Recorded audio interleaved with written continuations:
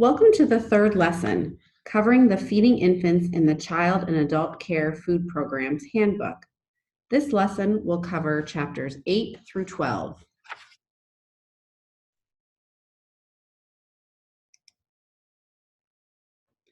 Babies and children under 5 years of age have a harder time fighting off infections and therefore are at a higher risk for getting sick from foodborne illnesses.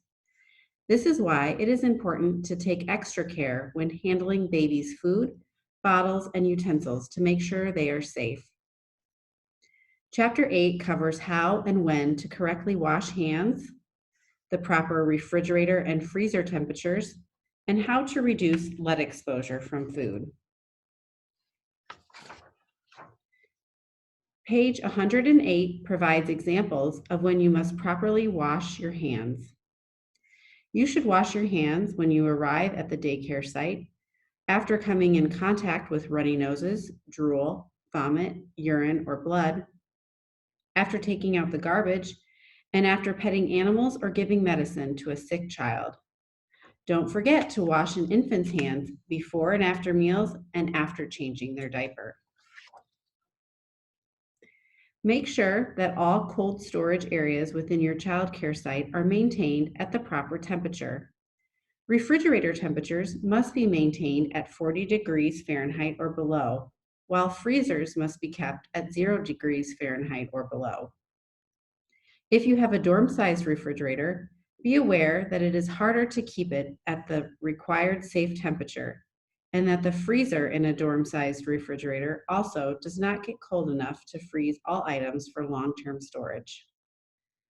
The temperatures of all cold storage areas must be checked regularly. If temperatures are above the safe range, a qualified repair person should be called to fix it. Lead exposure can affect children's attention span and IQ, and the effects of exposure are permanent. The steps listed on page 110 can help you reduce the chances that a baby will be exposed to lead from food or water. Since water can sometimes contain lead, it's important to check the water at your site to make sure it is safe to use. Ask your health department how often your water should be checked for lead. Do not feed a baby any food or beverages that were canned outside of the United States, as they may contain lead, which can leak into the food. Avoid using imported dishware, and do not cook, store, or serve food or beverages in containers that may contain lead. Examples of this include decorative ceramic ware or pottery that has been imported, or antique ceramic or pewter containers or utensils. Don't forget to wash each baby's hands with soap and water before feeding. This will wash away any dirt or dust that could contain lead. Proper hand washing is one of the best ways to keep germs and disease from spreading. This handout on page 111 can be posted as a reminder on how to properly wash hands. Let's review how to properly wash hands. First, you wet hands with running water, add soap, and wash all surfaces, such as between fingers and around the top of the palm. Next, you should rub your hands together for at least 20 seconds.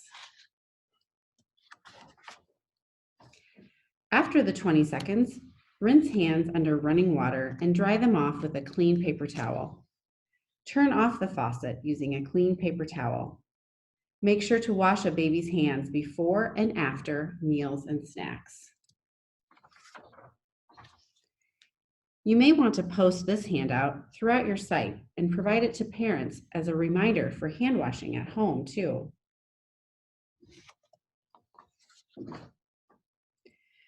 Babies are at a higher risk of choking than older children. Chapter 9 provides details on how to reduce a baby's risk of choking at mealtimes, including information on finger foods that are safe for older babies and ways to prepare food to decrease the risk of choking. To prevent choking during mealtimes, information on page 114 states that babies and all children under 4 years of age should never be left alone during meals, and providers should allow plenty of time for them to eat in a calm environment. Babies must also sit in an upright position when eating. When bottle feeding, make sure that the hole in the bottle's nipple is not too large. You can do this by holding the bottle upside down to ensure that the falling drops follow each other closely, but not make a stream. Ways to prepare foods that will lower the choking risk for a child are described on pages 114 through 116. When preparing foods for babies, make sure they are in a form that a baby can easily chew based on their feeding skill. Do not feed food or pieces of food that are the size or shape of a marble to babies or young children. Foods this size can be swallowed whole and could get caught in a baby's throat and cause choking. If serving grapes or cherry tomatoes, cut them into quarters and remove pits, seeds, and tough skins or peels from fruit. Cook or steam foods until they are soft enough to easily pierce with a fork. Modify the texture of foods by pureeing, mashing, grinding, or finely chopping. Cut foods into small pieces that are no larger than a ½ inch and are in thin slices that can easily be chewed. Round foods should be cut into short strips rather than round pieces, and tough meats should be ground up after removing all bones. Page 116 describes foods that are not creditable for infants in the CACFP and should not be offered to infants. Avoid serving foods that are small, sticky, or difficult to chew but easy to swallow, such as popcorn, nuts, hard candy, chunks of peanut butter, marshmallows, and gum. Chapter 10 explains the difference between food allergy and food intolerance, and the signs and symptoms to look for when a baby is having an allergic reaction. Page 120 provides tips on gathering information from parents on their baby's food allergies and intolerances. Handling a food allergy or intolerance in a childcare setting can be challenging, but talking to parents often about foods they've introduced to their child at home and their infant's food allergies or intolerances is an important step in maintaining a safe feeding environment. Page 120 suggests asking parents to write down a list of foods that have caused a reaction and therefore should not be fed to their baby. The parent handout on page 13 of the Feeding Infants Handbook is a helpful tool to help document information provided by parents. Page 121 lists signs to watch for that may indicate a reaction. Signs of an allergic reaction include diarrhea, vomiting, stomach pain, gas, mouth sores, coughing, wheezing, congestion, hives, or even difficulty breathing. Page 121 also provides information about what to do if a baby in your care has a reaction to food. Keeping a baby's gums and teeth clean helps with their overall health. Chapter 11 covers why it's important to keep a baby's gums and teeth clean, signs of tooth decay, and ways to keep gums and teeth clean and healthy.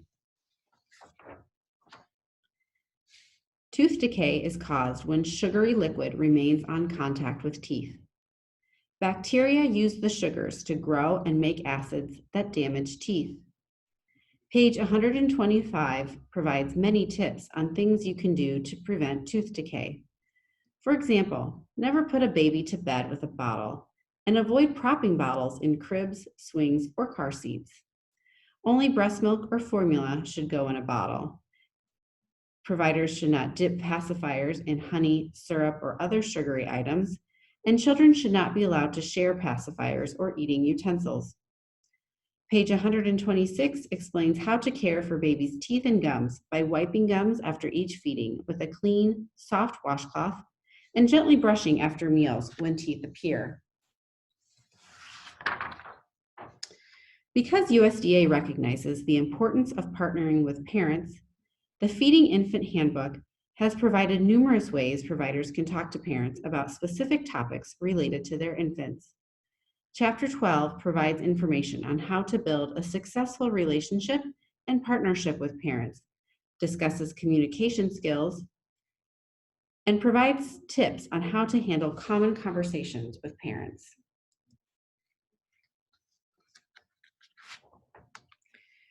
Since people come from a variety of backgrounds, cultures, and experiences, it's important for providers to regularly talk to parents to gain a better understanding of their differences. Chapter 12 provides information on how to make parents feel welcome at your childcare site, how to get to know the child's family, how to communicate and engage with families about their eating habits at home, and get their personal menu suggestions. Chapter 12 also covers different methods of communicating. For example, you can verbally ask questions or use the handouts throughout the handbook to communicate with families about their infant. Short nutrition messages can also be shared with all families through social media, text messages, or emails. See page 136 for some quick, bite-sized nutrition messages.